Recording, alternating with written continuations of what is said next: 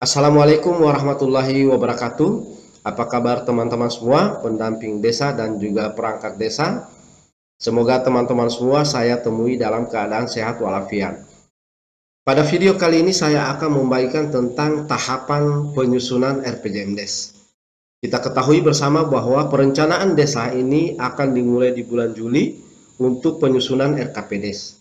Namun sebelum melakukan penyusunan RKPDes, maka terlebih dahulu desa ini harus melakukan perubahan RPJMDes. Kenapa harus dilakukan perubahan RPJMDes? Ada dua alasan. Yang pertama karena adanya bencana alam atau krisis atau kerusuhan, dan yang kedua adalah adanya perubahan mendasar dari kebijakan pemerintah, baik pemerintah pusat maupun pemerintah daerah. Sehingganya inilah alasan kenapa desa harus melakukan perubahan RPJMDes, yakni adanya perubahan kebijakan pemerintah pusat terkait dengan SDGs desa.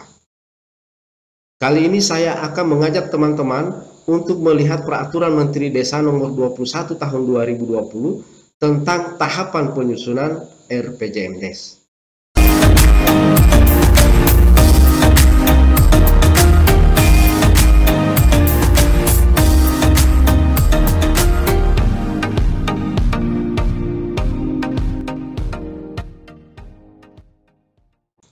Pada Permendes 21 tahun 2020 yang mengatur tentang pedoman pembangunan dan pemberdayaan masyarakat desa, teman-teman ini bisa kita lihat secara bersama.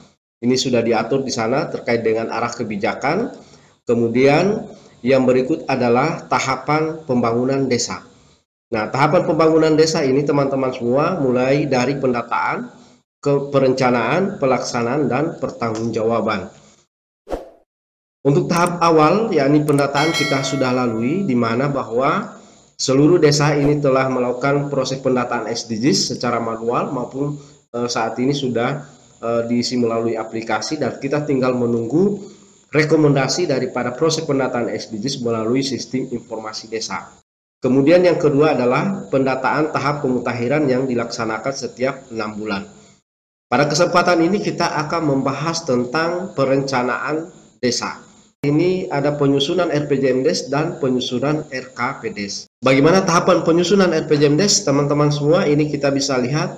Yang pertama adalah pembentukan tim perumus RPJMDes. Di sini bahwa kepala desa sudah harus segera membentuk tim perumus atau tim penyusun RPJMDes. Pembina adalah kepala desa, ketua ditunjuk oleh kepala desa sesuai dengan kemampuan dan keahlian, sekretaris ditunjuk oleh ketua tim, dan anggota berasal dari perangkat desa, KPMD atau unsur masyarakat desa, dan paling sedikit 7 orang dan 30% unsur perempuan. Kemudian tugas daripada tim penyusun RPJMDes adalah melakukan penyusunan rancangan RPJMDes dan memfasilitasi musrembangdes pembahasan RPJMDes dan dibuatkan SK tim penyusun. Kemudian tim penyusun ini teman-teman semua setelah terbentuk maka akan melakukan pencermatan hasil penyelarasan arah kebijakan perencanaan pembangunan desa. Pada pencermatan hasil penyelarasan arah kebijakan pembangunan desa, tim penyusun ini melakukan dengan cara yang pertama adalah mempelajari dan mengkaji peta jalan SDGs desa. Yang kedua, mempelajari dan mengkaji daftar rencana program dan kegiatan yang masuk ke desa. Tahap berikutnya adalah setelah tim penyusun ini melakukan pencermatan, maka dia akan melakukan penyusunan rancangan RPJMDes. Nah, kita bisa lihat di sini teman-teman semua bahwa tim penyusun RPJMDes menyusun rancangan RPJMDes disusun berdasarkan sistem informasi desa. Yang kedua adalah pencermatan hasil penyelarasan arah kebijakan pembangunan desa yang sudah saya sebut dari awal. Kemudian yang berikut, rancangan RPJMDes ini memuat hal-hal sebagai berikut. Yang pertama adalah visi misi kepala desa, yang kedua adalah tipologi desa, yang ketiga adalah prioritas program atau kegiatan pembangunan desa yang difokuskan pada pencapaian SDGs, lokasi program, kemudian perkiraan volume, sasaran dan manfaat, waktu pelaksanaan per tahun anggaran, kemudian perkiraan jumlah dan sumber pembiayaan, perkiraan pola pelaksanaan meliputi swakelola, padat karya desa, atau kerjasama antar desa. Kemudian yang terakhir adalah rancangan RPJMDes disampaikan kepada kepala desa. Selanjutnya, setelah kepala desa ini menerima rancangan RPJMDes dari tim penyusun, maka akan dilaksanakan Musrembangdes untuk membahas rancangan RPJMDes. Nah, kita bisa lihat di sini teman-teman semua bahwa ketentuan penyelenggaraan musyawarah desa diantaranya pertama, menyelenggarakan musyawarah perencanaan pembangunan desa adalah kepala desa. Musyawarah perencanaan pembangunan desa diikuti oleh pemerintah desa, BPD, dan unsur perwakilan masyarakat. Kepala desa berkewajiban memastikan kehadiran daripada undangan unsur masyarakat. Warga desa atau kelompok masyarakat selain keterwakilan unsur masyarakat diundang oleh kepala desa berhak menghadiri musyawarah perencanaan pembangunan desa. Dan yang berikut adalah penyelenggaraan musyawarah desa dilakukan secara terarah berdasarkan agenda SDGs. Nah, di dalam proses musyawarah ini, teman-teman semua, maka akan dibentuk kelompok-kelompok diskusi. Nah, kelompok diskusi itu akan dibagi 5 kelompok. Yang pertama adalah kelompok yang membahas visi misi kepala desa. Di dalam kelompok itu adalah unsur pemerintah desa, aparat desa yang akan berkumpul di satu kelompok ini. Kemudian kelompok pokok pikiran BPD yang akan membahas pokok pikiran BPD, ya di dalamnya adalah unsur dari Badan Permusyawaratan Desa. Kelompok yang ketiga adalah yang membahas program atau kegiatan pembangunan desa yang diusulkan oleh masyarakat desa. Tentunya di kelompok ini adalah tokoh-tokoh masyarakat. Yang berikut adalah prioritas pembangunan yang direkomendasikan oleh SDGs. Ini kelompok keempat. Jadi ada tokoh-tokoh masyarakat atau mungkin tokoh pendidikan, tokoh kesehatan, atau mungkin unsur masyarakat lainnya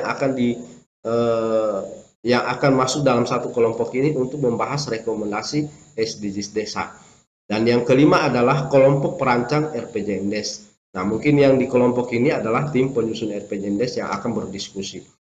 Jadi itu teman-teman semua, proses musyawarah itu harus dibagi kelompok, dan setelah itu selesai pelaksanaan Musrembangdes, maka dibuatkan berita acara musyawarah perencanaan pembangunan desa, kemudian ditandatangani oleh kepala desa, ketua BPD, dan wakil masyarakat.